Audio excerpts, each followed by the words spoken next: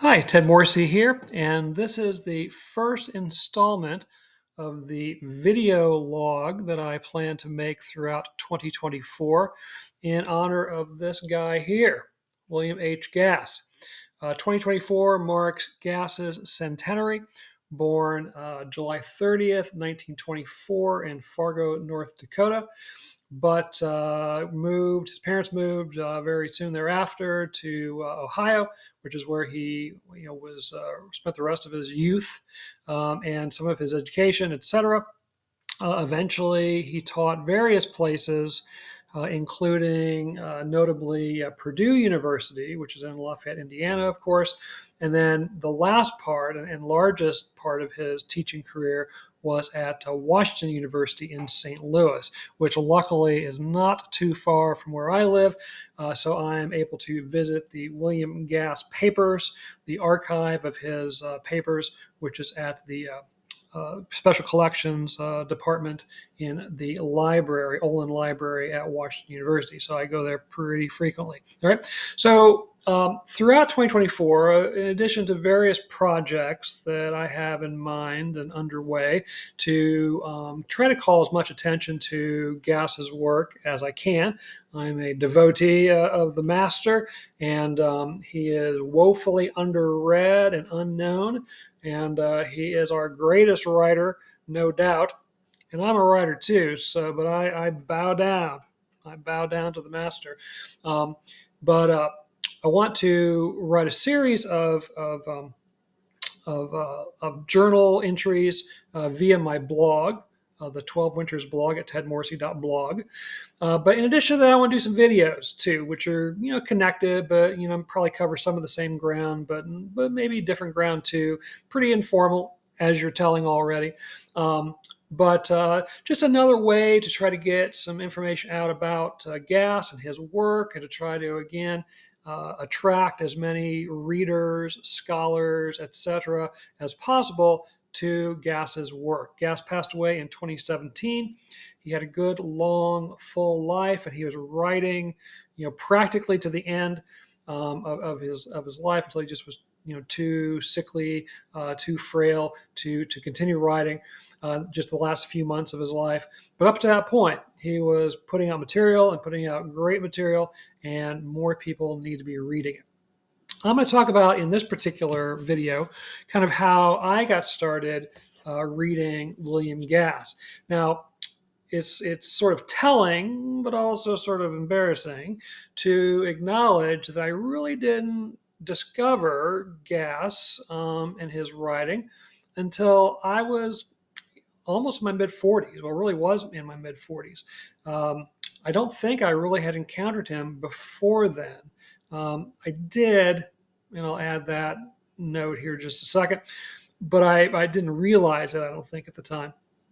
But what was going on was I went back to work on my doctorate, my PhD in English Studies at Illinois State University, kind of late in life. I think I was 39 when I started that process. It was a long process, even though I worked on it steadily. It took me 7 years to complete my doctorate, and I did it pretty expeditiously, but I could only take one course per semester. I was teaching full-time, also teaching part-time, and working in a library part-time, and doing other stuff part-time, in addition to taking courses and doing all the stuff I needed to do for my PhD. And I was looking at American postmodernism, and I was looking in particular at the issue of why did postmodern writing sort of develop seemingly spontaneously and ubiquitously after World War II. And I don't want to get into too much about my dissertation, but basically I was planning to focus on the postmodernists Thomas Pynchon and William Gaddis. So through most of my coursework for my doctorate, whenever I was writing something specifically that was going to be have a bearing on my ultimate dissertation I was going to write, I wrote about either Pynchon or Gaddis or both. Well, I kind of got through all the coursework, and I had passed my exams, and all I had left to do was write the dissertation. Yeah, all I had left to do, right? And so in the run up to that, in the months kind of leading up to my sort of ordained schedule that I was going to follow to write the dissertation, I was just starting to kind of buy as many books as I could afford, which wasn't a lot necessarily, but any books I could afford that had to do with postmodernism, literary postmodernism, postmodern authors, etc. And so I found this book, Postmodern American Fiction, a Norton anthology, and a very, very used version. It's beat up like crazy. Got lots of notes from more than one previous owner in there, but it was pretty inexpensive, obviously. So I got a hold of it. Not even quite sure what I was going to use it for, but figured there's probably something of value that I can extract from it. If nothing else, I'll read the introduction, which may give some insights and some ideas about postmodernism and postmodern authors and all that kind of thing. So I very vividly remember it was an afternoon. I taught all day high school English. I was pretty worn out, so I just wanted to sort of relax a little bit before heading home. And this had arrived, and I hadn't really had a chance to look at it yet, so I pulled it out, thinking I was just going to kind of thumb through it and just kind of get a sense of what's in here, who's in here, how long is the introduction, what kind of does it say, just very, very briefly kind of skim through it, kind of making note for things I'll want to look at later. But in the process of that, I noticed that there was this story that had a lot of highlighted text in it. Like I said, I was not the first owner of this book, so I found this story that had a lot of highlighting in it. And when I looked at it, I noticed that it had this kind of strangely long and redundant title, In the Heart of the Country, by William H. Gass. And I started reading it. It's kind of a weird title, and it's kind of broken up into little sections with little subheadings, and whatever. Well, let me take a look here. And so it begins. A place. So I have sailed the seas and come to B, the letter B, a small town fastened to a field in Indiana. Twice there have been 1,200 people here to answer to the census. The town is outstandingly neat and shady and always puts its best side to the highway. On one lawn, there's even a wood or plastic iron deer. All right, so that's how this strange story begins. And as I kept reading and reading these little sections, these little vignettes, I realized a couple of things. One, I know this place. I know this little town. I've grown up in the Midwest. I've lived in little towns like this. And as Gass introduces us to various aspects of the town, different people who are living in the town, and so on, again, just almost deja vu practically. It was so familiar sounding. And also a lot of the feelings that he was sharing. His narrator, or not narrator, but first person narrator, protagonist. It's kind of hard to define, which that's another Gassian kind of thing. But as an aging poet who has come to this small town by himself and just sort of reflecting on his sort of loveless situation, on his art, again, on the surroundings that he has found himself in here in B. All right. Now, I came to find out that Gass was playing with Sailing to Byzantium by William Butler Yeats, that poem, which is about, among other things, how even as artists get older, poets, writers, etc., get older, their passion to be creative and to continue to produce their art is just as vital as when they were young, if not more so.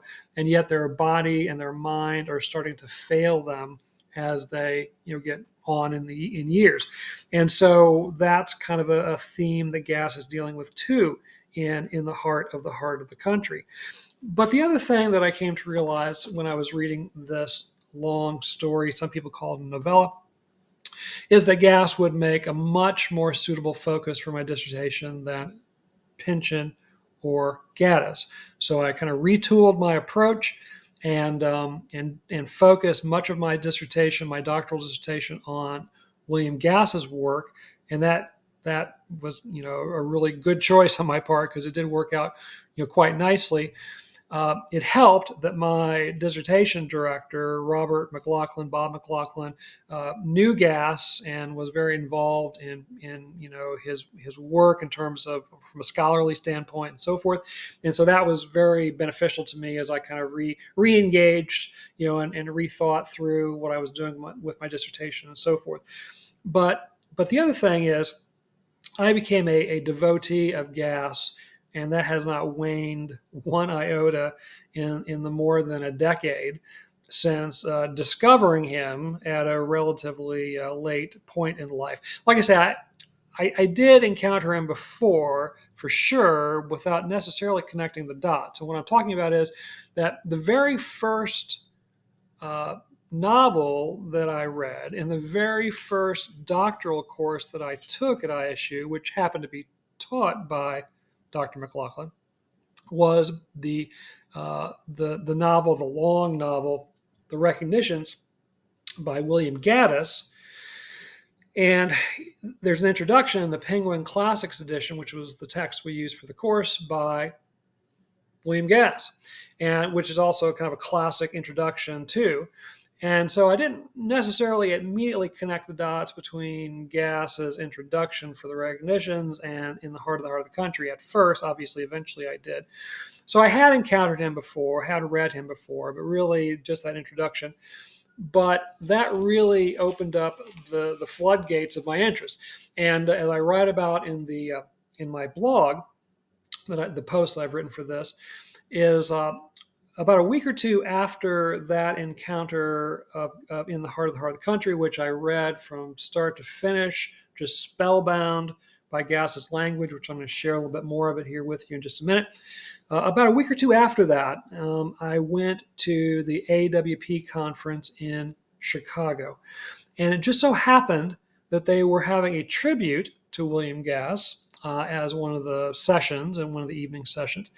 And so I went to this tribute, and there were, I think, 3 different scholars who kind of sang Gass's praises, justifiably so, but they did tend to go on a bit because I was anxious to hear Gass himself. And then Gass was finally allowed to speak, and it was in the enormous ballroom. I say in my written blog that you probably could easily fit 1,000 people in this ballroom. It was so huge. And he's standing up on this kind of dais at this podium. And so it looks like there's practically no one in the room. There might have been 500 of us, but it looked pretty sparse. It was such a big room. But anyway, we're waiting for Gass to read, and he proceeded to do a reading, and he was fabulous. He read from his classic short story, Order of Insects, and then he had picked out excerpts from other works that also dealt with insects. And again, at the time, I wasn't familiar enough with Gass's work to connect kind of securely in my mind what he was reading from, other than I know for a fact he read the Swarm of Grasshoppers episode from his novel, The Tunnel. And so that was another of the selections that he read. But he had this insect-themed reading that he did, and he joked at the end of it that if nothing else, it just showed that he hadn't evolved at all as a writer over the decades. He was always very self-deprecating. I had the opportunity to hear him read 2 more times live, another time in St. Louis at Left Bank Books when his novel Middle Sea came out in 2013. I went to that reading. He was great. And then I went to his 90th birthday reading at WashU's campus. Unfortunately, he'd gotten pretty frail by then. In fact, that reading was delayed by a few months because he was in poor health. But he did ultimately give that reading. And even though he wasn't as vibrant as he was at the Middle Sea reading or at the tribute reading in Chicago, he was still very good, very, very good. And again, very self-deprecating and so forth. I remember he read excerpts from his various books over the years, the 40, 50 years that he had been writing and publishing. Since really the 1950s is when his fiction started to appear in print. And he finished with one of his translations of a Rilke poem. Rilke was his kind of guiding light, one of them, his main one, literarily speaking. And he ended with The Death of the Poet, this Rilke poem. And when he finished, of course, the whole room stood up and applauded very enthusiastically for Gast's his work and so forth. And after we kind of quieted down and sat down, Gast said, Rilke is good, as if that whole ovation was just for Rilke and not for Gast himself. But in any event, that really started my impassioned preaching of the gospel, as one of my students phrased it once. I quickly stole that phrase, so in the last decade plus, I've done everything I can to try to promote Gast's work, giving conference papers, writing articles, writing reviews of his work at the kind of the peak or the abyss of the lockdown, the COVID lockdown in 2020. His novel The Tunnel turned 25, so I organized an online symposium, and you can find that thetunnelat25.com website and so on. So I've been very devoted to Gast and his work, and I just always find it amazing. Let me share just a couple of passages. I had kind of a hard time picking out passages that I wanted to read to you in this video, but here's one that, again, almost practically at random, because they're all so good that I can really read anything to kind of communicate the love I have for his prose. But this is a little section called The Same Person. And Gast writes in the heart of the country, Billy Holscall lives alone. How alone it is impossible to fathom. In the post office, he talks greedily to me about the weather. His head bobs on a wild flood of words, and I take this violence to be a measure of his eagerness for speech. He badly needs a shave. Coal dust has layered his face. He spits when he speaks, and his fingers pick at his tatters. He wobbles out in the wind when I leave him, a paper sack mashed in the fold of his arm, the leaves blowing past him, and our encounter drives me sadly home to poetry, where there is no answer. Billy closes his door and carries coal or wood to his fire and closes his eyes, and there's simply no way of knowing how lonely and empty he is, or whether he's as vacant and barren and loveless as the rest of us are here in the heart of the country. I think you can hear the musicality in Gast's prose. He became sort of famous for using poetic devices in his prose, alliteration particularly, but assonance, internal rhyming, repetition, all those kinds of things we tend to associate with poetry. Gast incorporated them into his prose. In fact, there are people out there who consider all of his work basically long prose poems. Even The Tunnel, even the massive novel The Tunnel at 650 or so pages that took him 26 years to write. Some folks think of that as just a really, really long prose poem because of Gast's lack of interest in more traditional narrative elements like plot, characterization, setting, and so on. He was more interested in language. He was more interested in developing images and developing themes and developing patterns in his work. And again, I think in just that brief passage, even though he's describing a character, he's really using Billy as a sort of metaphor, kind of emblematic of everybody in town, even the narrator poet himself. All right. Let me read you another little section, and then I'll kind of segue into one or two last points I want to make. This is in a section titled Place. I would rather it were the weather. It drives us in upon ourselves, an unlucky fate. Of course, there is enough to stir our wonder anywhere. There's enough to love anywhere if one is strong enough, if one is diligent enough, if one is perceptive, patient, kind enough. Whatever it takes, and surely it's better to live in the country, to live on a prairie by a drawing of rivers in Iowa or Illinois or Indiana, say, than in any city, in any stinking fog of human beings, in any blooming orchard of machines. It ought to be. The cities are swollen and poisonous with people. It ought to be better. Man has never been a fit environment for man. For rats, maybe. rats do nicely, or for dogs or cats, and the household beetle. Back to insects there for gas. He wrote about insects a lot. Again, in that passage, in spite of the negative things that Gas kind of observes about small towns and small town life and in the heart of the country, he says it's still preferable to life in the city. And that is kind of a segue for one of the reasons that more people don't know about Gas, I think. He was labeled pretty early in his career as a Midwestern author. He was very much associated with the Midwest geographically. He got his PhD in Cornell, so that's kind of out of that Midwestern, scope. But otherwise, he lived in the Midwest. He taught at Midwestern colleges and universities. Just about all of his writing has to do with the Midwest. It's set in the Midwest, either explicitly or implicitly. The characters are Midwestern, and they're expressing Midwestern ideas and values and so forth. And consequently, sort of the New York literary establishment never really embraced Gas, and as a result, he never really embraced them back, or didn't try to solicit their embrace.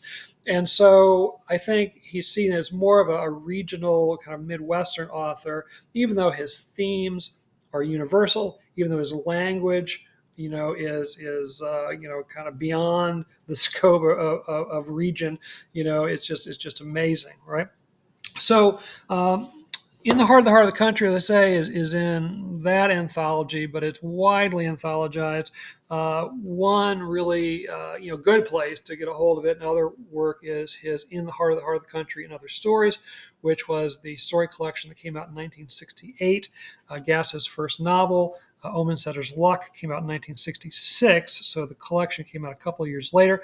The novel Omensetter's Luck really put him on the literary map, and then this collection really solidified his reputation as just being a really great author, maybe one of the greatest authors of the 20th century, the greatest as far as I'm concerned.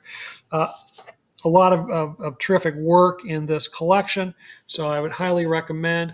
Now, one of the things I've been doing over the years, just because of my interest in Gas in particular, is I've been tracking down the first appearances of his stories and novel excerpts and so forth. And In the Heart of the Country actually appeared for the first time in the first issue of New American Review, which some people consider the greatest literary journal of all time. And it's pretty darned good. And Gass appeared in it more than once. But In the Heart of the Country, it appears in the first issue of New American Review, and is a somewhat different version. It's shorter than what became kind of the standard text, and so it's interesting to read it for that reason alone, if you're particularly into Gass, to see what he cut. My suspicion is that he had to cut certain things because of it being a print journal, and it needed to be a little bit more concise. The editors wanted to be a little bit more concise to fit the page limits. Maybe not. I don't know that for a fact, but that would be my guess, because he had a pretty well-defined strategy and approach that he was taking in the heart of the country. And if you go to the Gass papers, as I have, and look at the early drafts and his plans for the long story novella, you can see that he had some very definite ideas in mind about the structure, which don't quite match with the first iteration in 1967 in the New American Review, right? The other place you can find it, and I forgot to pull it off my bookshelf, I've got like 4 copies of it, is the William H. Gass Reader, which came out in 2018, shortly after Gass's death. But Gass actually was very involved in compiling his reader, the William H. Gass Reader, in selecting the material and its organization, and adding some notes about some of the different pieces and so forth. A lot of times a reader comes out long after a writer has passed away, so it's really primarily the work of an editor in terms of selecting the material and how it's organized and what kind of notes come along with it and so forth.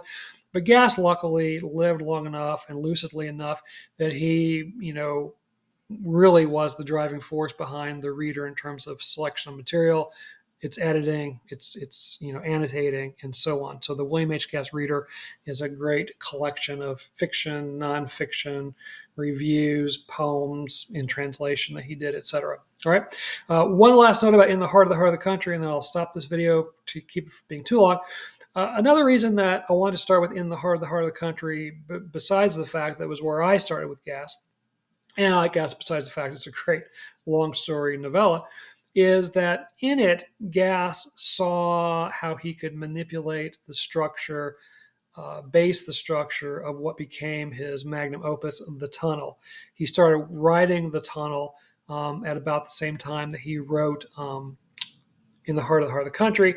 And in the vignettes that are organized more thematically than based on some sort of plot, conflict and resolution and so on, he saw that as a way that he could expand into what became the novel The Tunnel, which he worked on famously for more than a quarter century. Bits and pieces of it were published here and there over time, including in New American Review. I think issue 6 has an early episode of The Tunnel. And so it really was an important work for Gass in the Heart of the Country, because it was one of the ways he found to organize The Tunnel, which he started writing around 1966, finished writing in 1992. It was published by Knopf in 1995. It won the American Book Award in 1996. So a really important Gass text. And in some ways, it really started with In the Heart of the Country. All right, I'm going to stop there. If you watched this video, and particularly if you got to the end, I appreciate it. But more importantly, find some William Gass out there to read and share it with other lovers of great writing.